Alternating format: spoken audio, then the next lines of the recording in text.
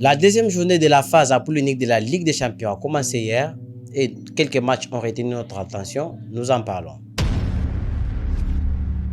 AC Milan jouait en Allemagne contre le Bayer Leverkusen. Il est battu 1-0, but de Boniface. Nous pouvons signaler en fin de match la prestation énorme, l'intensité énorme proposée par l'AC Milan avec Pulisic, avec Leao, avec Morata qui ont tout donné pour égaliser, mais lui n'est pas venu. Le PSG s'est déplacé également en Angleterre pour y affronter Arsenal, le morceau dur actuel. Voilà, avec une défense bien organisée, c'est difficile même pour City de s'en défaire. Déjà amoindri par l'absence de Dembélé à cause d'une mise à l'écart, par le coach de Parisien qui a décidé de le mettre à l'écart à cause d'une altercation entre les deux hommes, donc entre Dembélé et Luis Enrique. Score final 2-0. Le PSG n'a pas démérité en deuxième période parce qu'ils ont poussé, mais Arsenal était bien organisé. Avec Info 9, Lee qui n'a pas su trouver la faille, avec Barcola moins doué aussi qui était plus attendu à l'absence de Dembélé, qui n'a pas su faire la différence. Voilà, on peut signaler une prestation un peu en dessous de la moyenne de Vitinha. Fabien Ruiz qui est rentré après la pause, qui a essayé de donner un peu de tonus, mais ça n'a pas suffi.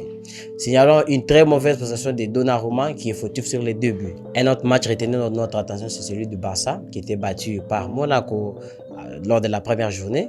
Voilà, il recevait les Young Boys de notre compatriote Michak Elia, que tout le monde attendait, les Congolais bien sûr, mais malheureusement il n'a pas su être présent, que ce soit dans les 11 de départ et parmi les remplaçants.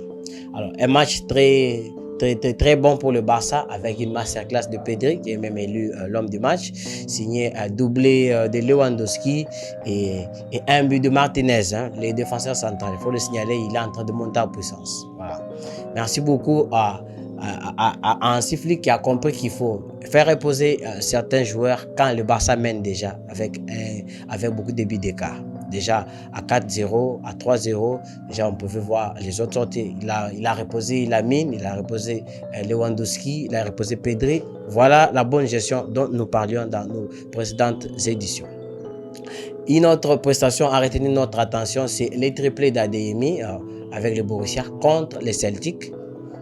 3 buts en première période, énorme. Déjà, la course pour les meilleurs buteurs est lancée. Tous les attaquants doivent se dépasser.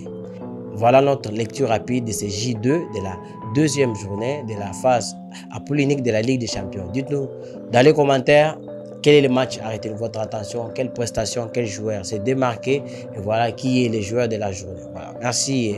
À très bientôt. Surtout, n'oubliez pas de liker, de laisser un pouce bleu pour nous encourager et aussi pour les référencements. À très bientôt pour un nouveau numéro.